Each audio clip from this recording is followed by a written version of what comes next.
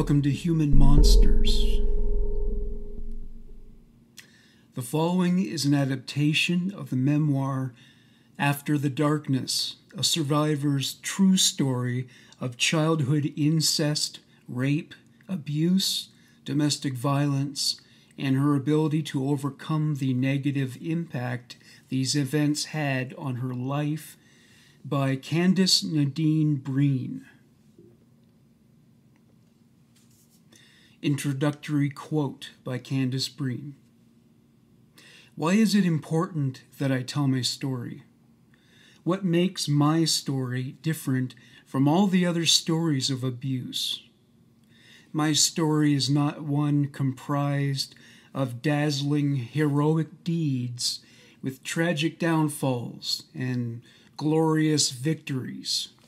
Rather, my story is woven into the fabric of a never-ending war, a war I had to wage, not only against my abusers, but also within myself in order to become the woman I am today. Candice Nadine Breen was born on January 4th, 1976. Like many, if not most victims of childhood abuse, her parental figures had their own baggage to sort out, but their progeny would end up picking up the tab.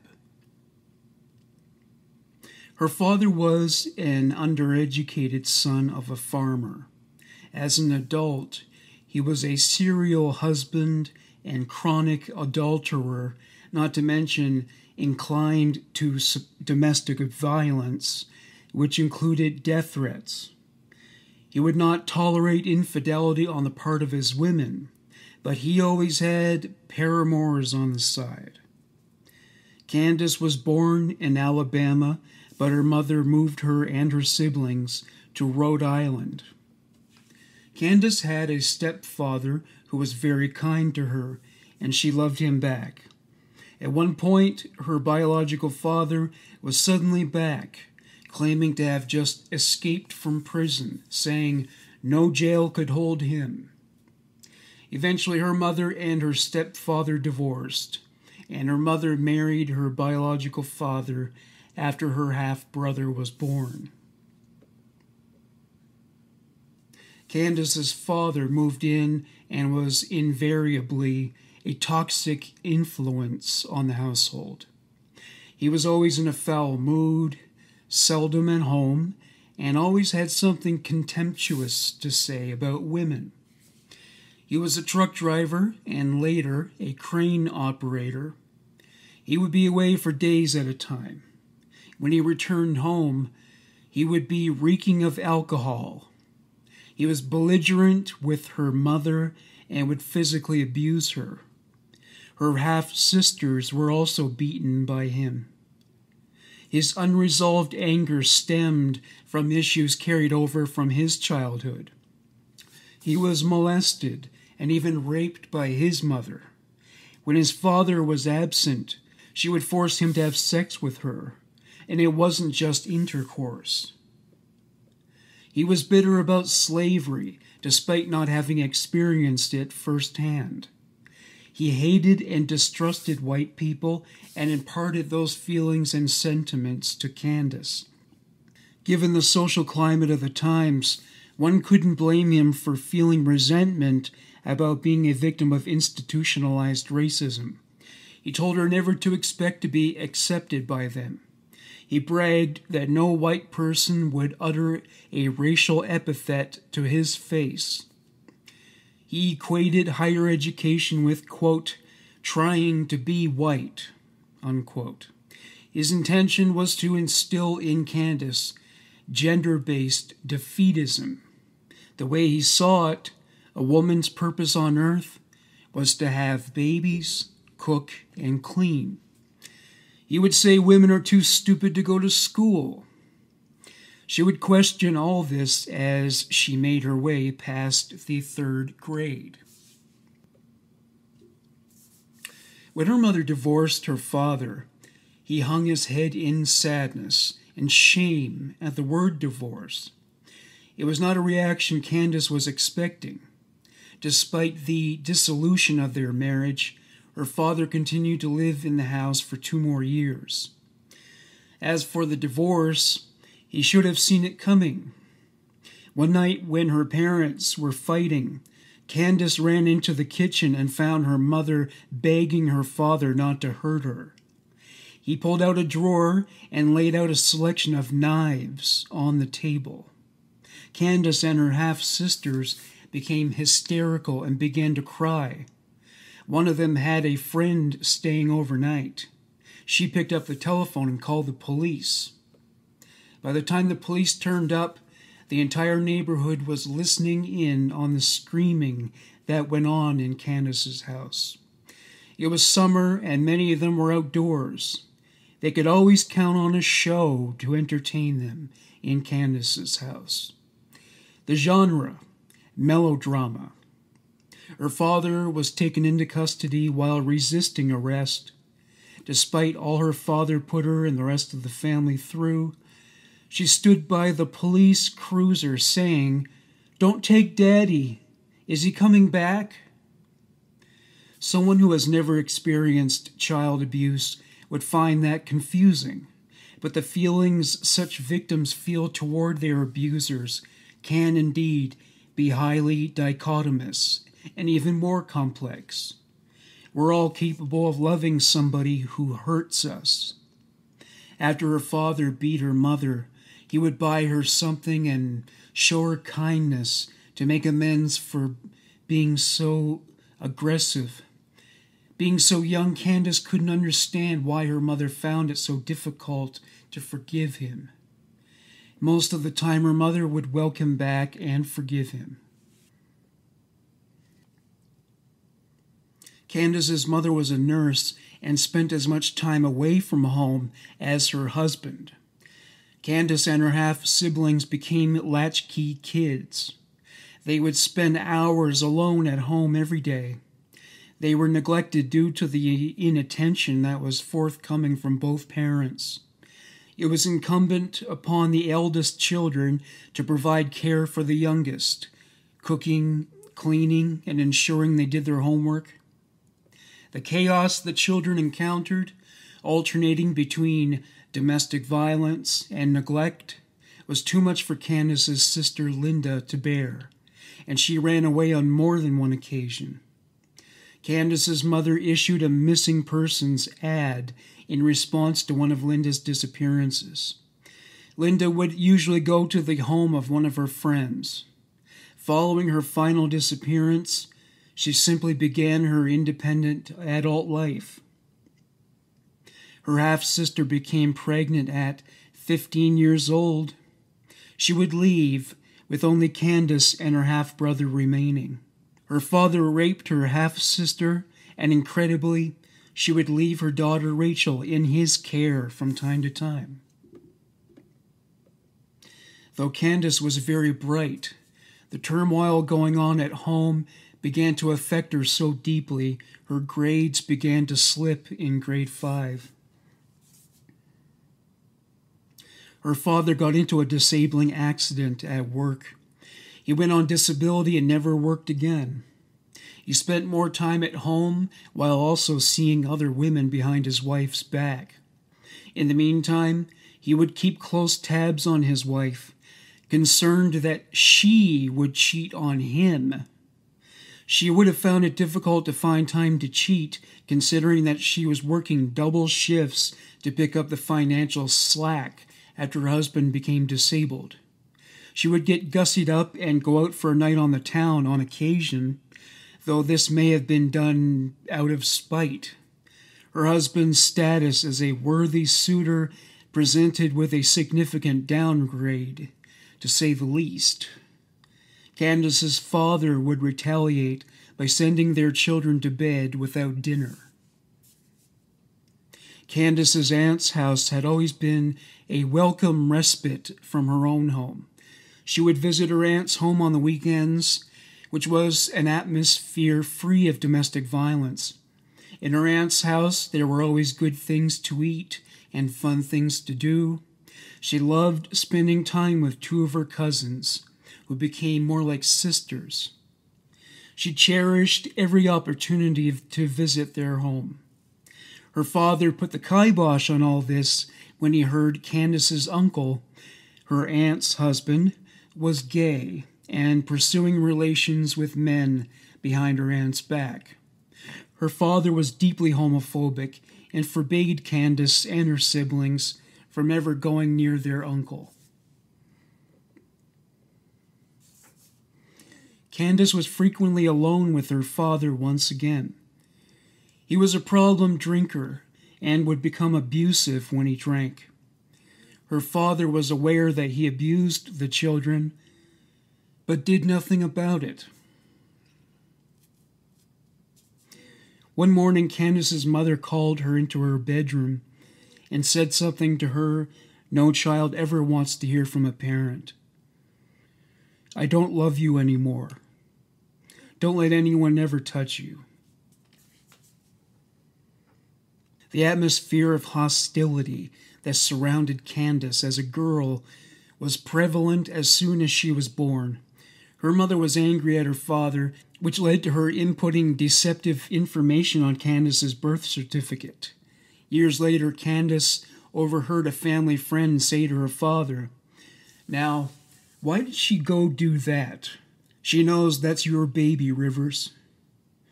Her mother indicated her father as her first husband. She also misspelled Candace's name.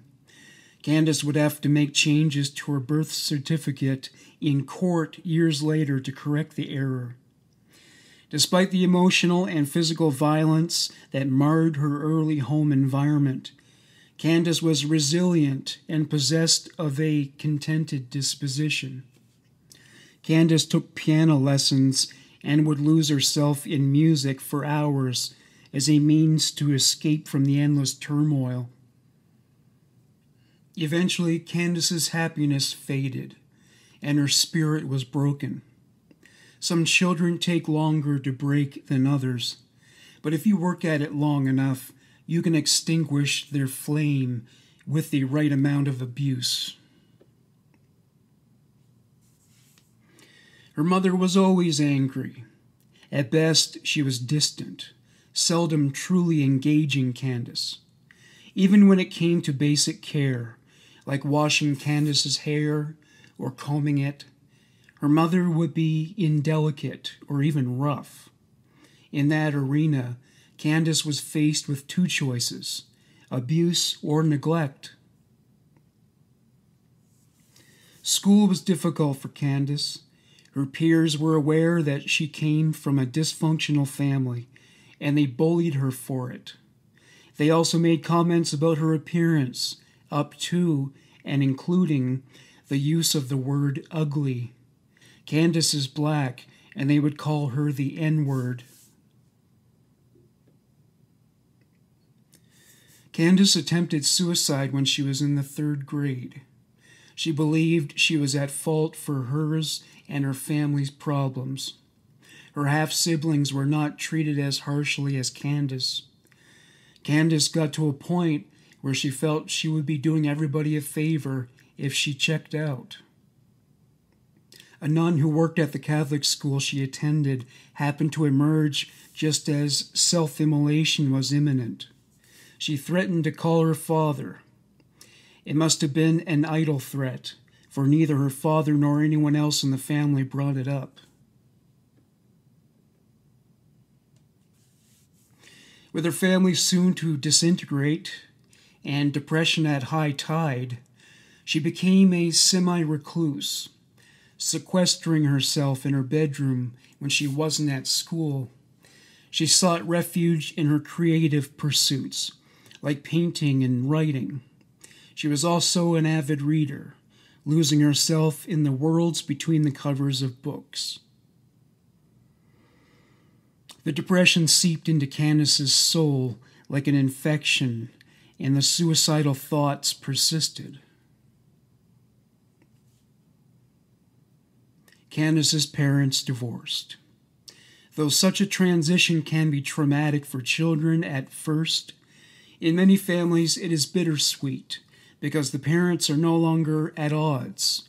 Plus, with peace in their respective homes, The children will eventually adapt to having two homes. The divorce of Candace's parents only opened the gates to a whole new level of hell. Candace, her half-brother, and her father were ejected from the house. This happened the day after Christmas. It would come to light years later that her mother tricked her father into believing he was the biological father of her half-brother. Eventually, her mother returned post-divorce and made an effort to regain custody of the boy, but somehow it never panned out. When Candace was in 5th or 6th grade, her father moved her and her half-brother to a slum. This, despite the fact that her mother was awarded full custody of both children. Her father would demand more money. He would threaten to kill her on the regular. One day she offered Candace's father a pie. It was very dark in color. He said, "Get the hell out of here with that voodoo shit." He shoved her down the stairs.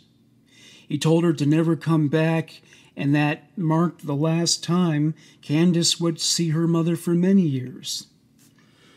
She only returned for her half-brother's sake. She continued to leave Candace in the care of her father. One afternoon, Candace's father made an unusual demand. Both Candace and her half-brother were to take a nap with him in his bed. Despite being a light sleeper, Candace fell asleep quickly. She tells the rest of the story. "I was the furthest from my father, but when I awakened, I found myself right next to him. I felt him rubbing his penis on my butt, and he then stuck his hand into my panties and reached up into my vagina with his index finger. I struggled to get away from him, but he would not let go, and my brother would not awaken. I did not like the way my body tingled, and I tried to get away. Finally, crying, I rushed to my bedroom, screaming, 'No!' He followed me. I hunkered down on the other side of my bed, on the floor. I felt gross. I tore off the blue sweatshirt he had given me months ago, revealing a t-shirt. He bent down in front of me and said, 'What?' I hysterically cried and screamed and pushed him away from me. All throughout this, my half-brother remained in a deep sleep. I was asleep, my father said. My response was more screaming. How could he do that to me? How could he make me feel disgusting? God will punish you if you don't forgive me, he said. I continued to cry and became suddenly afraid of being punished because I would not forgive him. I hated him for what he had done to me. Sometimes in public, her father would grab her half-brother's crotch and say, "I got that hot sausage." Her mother was aghast, and Candace was horrified. Her half-brother would fold his arms over his crotch. On bath day, her father would walk in on both Candace and her half-brother while they were stark naked. Soon after, he would rape Candace in her room. Candace described how the bath time rapes would go down. He came into the bathroom while I still had on clothes. He filled up the tub and demanded that I strip. I did. He grabbed me by the waist and pulled me towards him to kiss my stomach. I slapped his hands hard. He slapped me across the face so hard it stung. Tears poured from my eyes. He said that I was getting too fresh and was, quote, acting too grown. I was so very afraid. He said he needed to, quote, open up my hole, end quote. He demanded that I pulled down my pants and panties and made me straddle the clothes hamper in the bathroom. He stuck his uncircumcised penis into me, and I screamed. He pulled out. I whimpered, "Stop!" He left the bathroom. After I had bathed, I ran into my bedroom with clothes on. When my brother was in the bathroom bathing, he opened the door of my bedroom and announced that he needed to see if I were clean. He ordered me to take off my clothes, panties, and all, and he made me lie on the bed. He spread my legs and began playing with my vagina with his finger. It tingled, and I didn't like it. This procedure would continue for some time until he decided to progress onto the next level. One afternoon, while doing his usual intimate checking procedure of me, he bent down and kissed my vagina, saying that it, quote, tasted like sugar. I was afraid when he did it and instantly made a protest, but he left my room. I had no idea why he had to do that to me. He later said that he needed to see if I were, quote, fresh. This was just the beginning of something that was very horrible. I didn't like the way my body felt, and I was too ashamed to tell anyone if there were someone I could tell. I felt so alone, and I knew fighting back was just not the answer. My father's checking procedures became ever more uncomfortable. I despised Sundays, the only day we were allowed to bathe. I wondered if my brother knew what was going on as he splashed around in the bathtub, waiting for my father to go and check in on him. I wonder if he ever abused my brother like he abused me. My father began to menacingly lick my vaginal area, claiming he had to do it in order to, quote, get me clean. I hated it. I braced myself for the unpleasant tingling my body was enduring, willing myself to not feel it. I hated it so very much, and I hated him for what he continued to do to me. Not only did my father rob me of future adult sexual pleasure, but he also stole my innocence. He would repeatedly stick his uncircumcised penis into me night after night, saying he was trying to, quote, widen me for the boys, end quote, in the future. Finally, he tore me, and I bled. He said that if I got pregnant, he would tell the doctors that I had been messing around with some boys, but I still had to have his baby. Spirit and all the angels must have been watching over me, because he never got me pregnant. During this time, a classmate of Candace's, whose mother was friends with Candace's, spread a rumor around their school that Candace was being abused. Not only was her mother not supportive, but she called up the apartment one night, claiming that Candace wore sheer, see-through clothing to tempt her father. The humiliation at school was hard to take. Students would say things like, "You've been sleeping with your father. That's fucking nasty." She was called names like slut and whore. Candace felt very much alone, and self-loathing began to creep in. Her father would not allow her to bathe more often than once a week. Considering the ways in which puberty elicits more hygienic demands from the body, it further added to her sense of shame. She attempted suicide several times, swallowing entire bottles of over-the-counter painkillers. She would pray for God to liberate her from her life. She cried a lot. Her father continued to enter her room at night and rape her. She became enraged and began to entertain fantasies of killing him.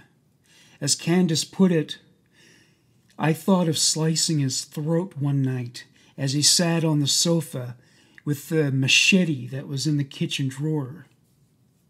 Her father would also bring women home and have loud sex with them. He would masturbate loudly in the bathroom. He would make catcalls at women out on the street. He had no filter when it came to sexual expression. When Candace was in the 9th grade, she stopped her father's abuse.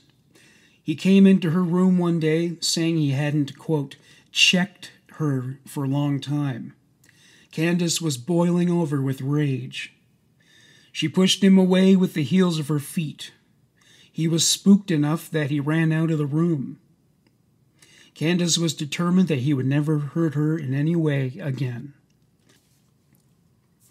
Candace's mother would visit to take her half-brother out, but never Candace. She would buy him gifts and make promises she had no intention of keeping. Her father may no longer have been subjecting Candace to sexual abuse, but he made her his domestic slave. She did his laundry and cleaned the place top to bottom. As he had once put it, females were good for housework and essentially worthless. He also made her do things like scrub his vomit from the toilet, clip his fingernails, scratch dandruff from his scalp, pick scabs from the bottoms of his nasty feet, and wash his back. Her father was constantly accusing her of messing around with boys. She had heard enough, and one night she told him, "How could I mess around? Thanks to you, I hate that stuff." At first, he denied that he did it, but later apologized. He said he had nightmares about what she had said to him and said that he shouldn't have done those things to her. Despite this, he would continue to slap or grab her buttocks when they were in reach and her half-brother wasn't home. As evidence that her father's cruelty knew no bounds, she would find him strangling their dog. When she confronted him about it, he was only indignant that she questioned his actions. When she persisted in knowing why he felt the dog deserved to be strangled, he said it was because the dog refused to obey him. She challenged him to beat her. To her surprise, he went outdoors to get some fresh air. From Candace's perspective, her father hated the very idea of her and her half-brother having any happiness. Candace commented on the matter. "My half-brother and I loved that dog, and we hated our father. No one in their right mind would want to love my father. He was cruel, violent, and abusive. He struck fear into the hearts of many just by glaring at them." He would eventually have the dog put to sleep, citing a medical problem. He replaced the dog with a hamster. He declared excitedly that she was a girl and rubbed her seductively. He delighted in shocking Candace and her half-brother when he rubbed the hamster's genitals. The hamster wasn't nearly as taken with these interactions, for one day she bit him so hard he bled profusely. Even a rodent knew that molestation is wrong. Candace eventually saved up money and devised a plan to get her own apartment without her father's knowledge. Her friends and one of her half-sisters were supportive, but not her half-brother. He felt betrayed and abandoned. He ended their relationship. He would later beg her to take him with her when she finally left her father's residence. She couldn't at the time, but she assured him they would stay in touch. He wished her good luck. They would reunite years later, but it was not a happy occasion. Her father did not allow her half-brother to read the letters and gifts she sent him. He thought she'd abandon him. He was also angry at her for dating a biracial man, part of the influence of their father. Candace ruminated on the ways in which she dedicated herself to education and spiritual development. I was finally free. My father would hurt me no more. I was safe, and I was going to be something in the world one day. I frequently told myself. No one would insult me daily and tell me how ugly I looked or how stupid females were. I didn't have to bear disgusting sexual noises at night. The peace I so longed for was mine at last. This was a new life. This was a new beginning. Or was it? Candace would experience heartbreak and loneliness in college as well as racism. Some students would embody offensive racial stereotypes of Native Americans. As Candace reflected, what had I done to be so despised? How I wanted to die. I was beginning to believe that I had actually been cursed. What was this hell on earth that I was experiencing? Would it ever get any better? When would my days get brighter? After graduating college, Candace accepted a position as a school teacher. One thing she wanted to know was how her mother would feel about it. She had many questions for her mother, actually. As Candace put it, I so desperately wanted for her to love me and, most importantly, for her to be proud of me. I did, however, have questions that I wanted her to answer. Why did she abandon me after she was granted full custody of me? Why did she return for my younger half-brother and not me? Why did she let my father take us when she knew about his unfavorable reputation?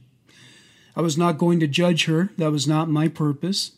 My purpose was to get answers, to have a heart-to-heart with her, to forgive her, and to begin a loving mother-daughter relationship with her. I so needed her in my life at this point, and I wanted her to need me too. My attempt at getting answers from my mother went sour immediately. I decided I would call the number I had kept since I was a child when she used to visit us every Sunday. I could feel a lump in my throat as I dialed the number. When she answered, I was speechless and actually had to grab my throat in an effort to force myself to speak. "Ma," I said. "It's me, Candace." I could hear nothing but silence. I graduated from college and am now a full-time English teacher in the Providence Public School Department. I teach 7th grade at Perry. Still nothing but the rustling of the phone in her hands. I bet she was wanting, like I was, for some clue as to where the phone call was leading. Finally she spoke. "Yes, we read it in the paper. Your graduation." Not even a congratulations. Suddenly emotions took hold of me. Everything I wanted to say flew out of my mouth like floodwaters bursting from a dam. All I remember saying was, "Why? Why did you leave me? Why?" She began sobbing. She knew this day was coming. How could someone do something to their own child and not think that they would have to face it one day? Her sobs did not move me. I fell silent as she handed the phone to her new husband. "You have always been a problem, difficult," he said. What? How the hell was I ever a problem? And when was I ever difficult? And how did he know what or who I was? I could not believe what I was hearing. That was a cop-out. I didn't think my mother was sorry for 1 minute for what she had done, and the nerve of her to concoct some story about me being the bad child, the bad seed. I was so annoyed that I hung up and promised myself that I would try again sometime soon. I felt I could make her see the truth, and she'd love me and take me back with open arms and treat me as a mother who loved her daughter would. It would be a long time before I realized that in terms of family, I only had myself, and that my own mother would have rather seen me dead than walking around being a successful and productive human being. When Candace's father fell ill, she did not visit him in the hospital. Her siblings did. When her father died from a heart attack, She did not attend the funeral. Her half-siblings went. Candace would go on to get married and have 2 children. From a female perspective to that of a male, the following is Jamie Forbes's account as a survivor of sexual abuse. When he touched me that first time, he stole my childhood. When he raped me after inviting me to his apartment, he stole my voice. When the abuse continued through 9th grade, he shattered my ability to love myself and trust others. Next Friday, I will stand in a courtroom and face my abuser. It's been years of healing from the trauma and the shame of what he did to me. I now feel ready to face him and tell him how what he did to me impacted my life. This and other things come from the impact statement that I will read in court. Before I go any further, I want to acknowledge that what I'm talking about is a really tough subject. 1 in 4 girls and 1 in 6 boys are sexually abused before they finish high school.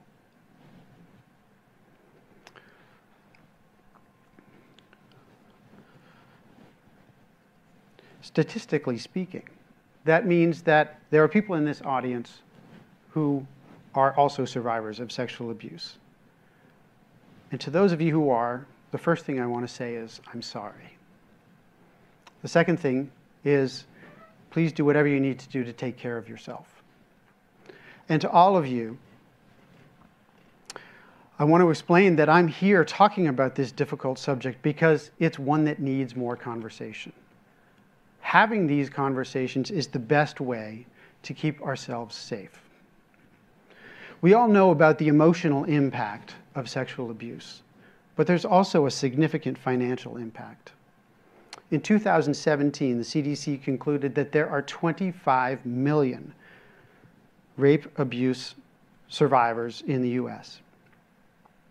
And over their lifetimes, it will take $3 trillion to care for them in the form of medical care, mental health, criminal justice response, and other less obvious costs.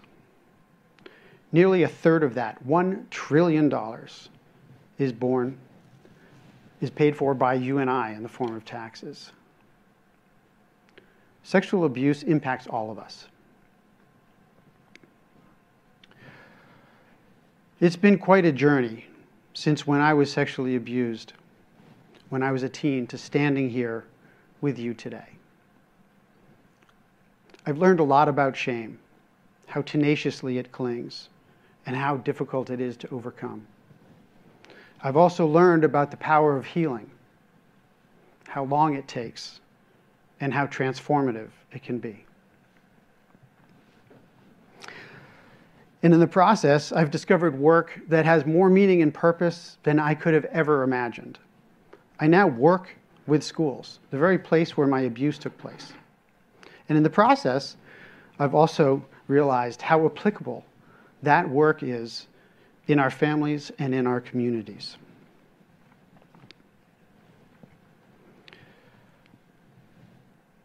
I have spent my life since he abused me trying to reclaim what he stole from me, trying to scrub the shame that seeped into every thought as I tried to process who I was. Before he stole my childhood and my voice and burdened me with the shame that suffocated me, I looked to older adults to help me understand life and how to navigate it.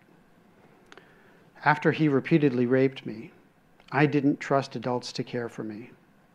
I avoided people in positions of authority. In fact, I actively passed up opportunities to become a leader because leaders to me were not trustworthy. I'm going to tell you a little bit about my journey today. And in the process, I hope to leave you with a sense of optimism and also some practical tools that we can all use to keep our communities safer. In 2016, I received a letter from Milton Academy, where I went to school. It asked anyone who was a victim of sexual violence while they were at the school to tell them about it. There was no part about me that wanted to respond to that letter. I came up with all kinds of excuses. I didn't want my preteen girls to read about it in the news. I was in the process of starting a business. My wife and I were taking a trip. All of these responses came from shame. The shame of wondering what people would think of me if they knew I didn't stop it. I knew intellectually that it wasn't my fault, but I still held that shame. When he raped me, he turned me into a self-doubting shame machine. At a time I should have been thriving, I believed I was a vulnerable kid who didn't have much to offer the world. I spent the majority of my life since he abused me rewiring the connections in my brain to silence the constant litany of critical voices. But they still creep in from time to time, and I blame him for that. I spent the majority of my time in therapy examining shame. Shame is debilitating. It creates a doom loop that feels impossible to stop.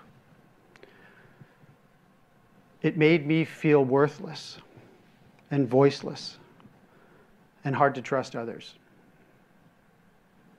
At a time in my life where I was looking for evidence that I had something to offer the world, my confirmation bias was giving me lots of feedback that I was always coming up short.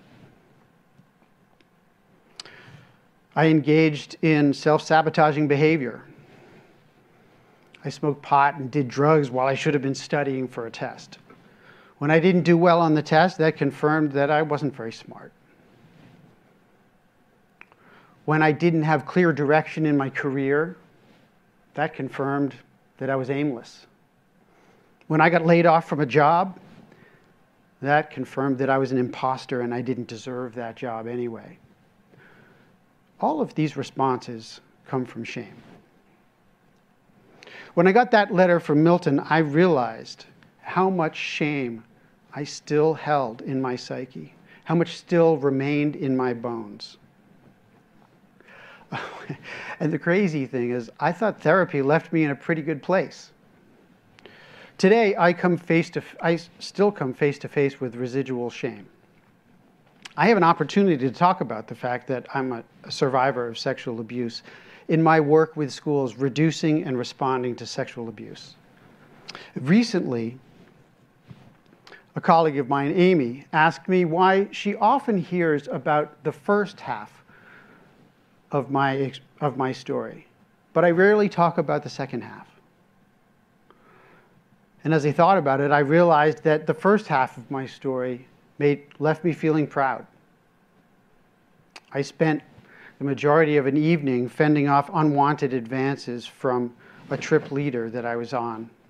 The next morning, I told two of my close childhood friends, and one of them, named Doug, confronted the trip leader. He apologized and said that would never happen again. I felt good about that experience because I actually did something about it. And I knew the story about Doug advocating for me was powerful. But I still held a lot of shame. In that story, though, I realized that instead of feeling like a victim, I felt like a survivor. And I was acting like one. The second half of my story, I didn't feel the same. I still held all of this shame because after what he did to me in the summer, I went to his on-campus apartment. He had offered to help me study for a test. I didn't know why I would go to his apartment after what he did to me that summer. I didn't understand power dynamics. And I held that shame. I realized that second half of that story, for me, made me feel powerless. I realize now that he had that power and he used it against me. Instead of feeling like a survivor, I felt like a victim. Telling my story helps me process my shame. It helps me recognize where it still exists. Telling my story helps me examine it from a place of power instead of weakness.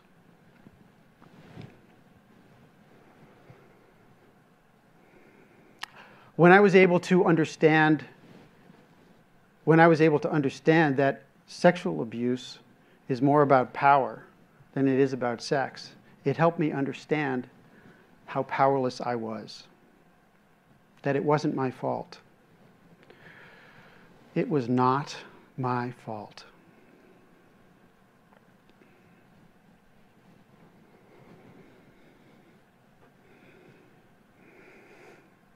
When I got that letter from the school, I felt terrified on many different levels. I sat down to dinner one night with my wife and 2 daughters. My wife suggested that telling my story might be good for me. It might also help others. My daughters reminded me that speaking up was something that we taught them to do, and that my voice mattered. When I was able to reframe the thought of going back to the school, when I was able to think about using my story as a way for others to understand their shame and access their own healing, that felt motivating and exciting to me. It was with that motivation, that understanding, that excitement, that I went back to the school and I told my story. After a 9-month-long investigation, the school published their findings.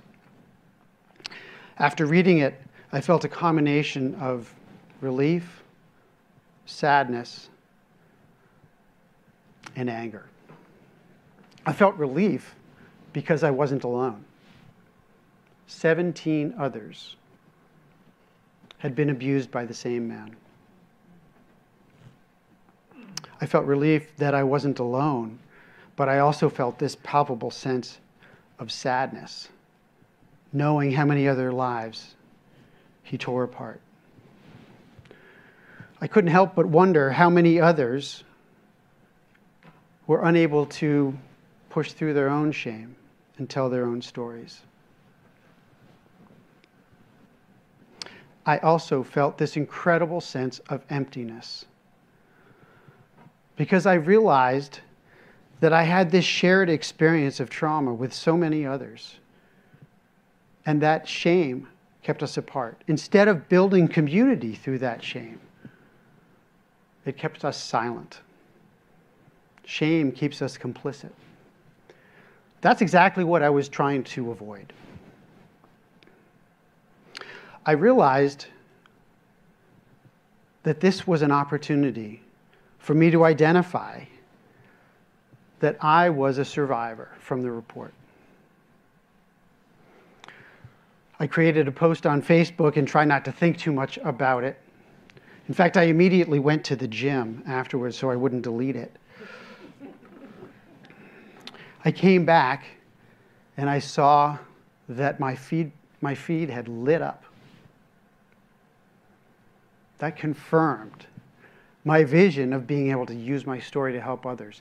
And it inspired me to go back to my high school and identify for them ways that they missed, things that they missed of rebuilding trust with me during the investigation. It inspired me to start working with other schools to help them understand how keeping the survivor at the center of a sexual abuse incident was not only the best thing for the individual, it was the best thing for the institution.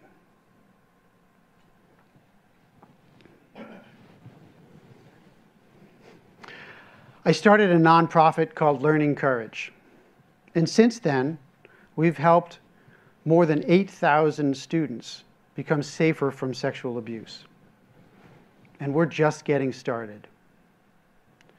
In the process, I've also learned and been reminded constantly about how the work that we do is equally applicable in businesses and families and communities. We don't think twice about making sure our kids know how to cross the street without getting hit by a car, about how to floss their teeth. We need to apply that same commitment to keeping kids safe from sexual violence.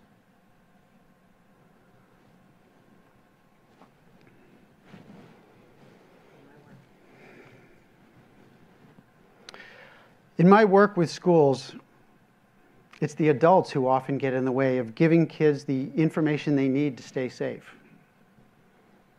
Talking about sex can be awkward, but the reality is it doesn't always have to be about sex. I mean, think about it. We've been living through a pandemic. We are confronted every day with conversations about consent. Can I get closer than 6 feet from you? Can I shake your hand? How about a fist bump? Do you mind if I take off my mask? Starting with conversations like these build trust over time, and then you can get into more consequential conversations. The fact is that our kids are learning about porn as early as 8 years old. If that's what they think intimate sexual relationships are, we need to make sure that they understand that's not true. We need to make sure as parents that we can have conversations with our kids and that they can come to us. That will make sure our families and our communities are safer. I feel safer today than any other time since disclosing my abuse, since my abuse itself.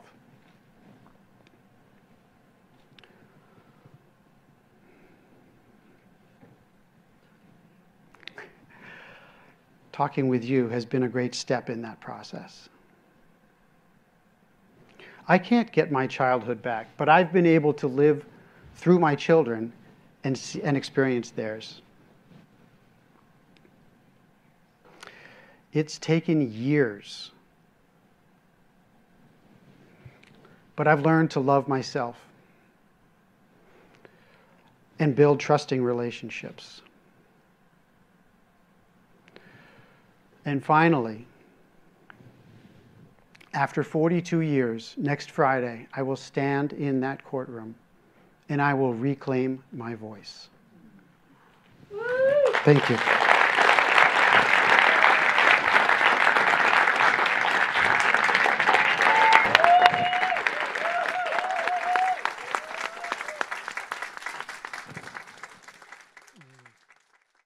Thank you for listening to Human Monsters. Bye for now.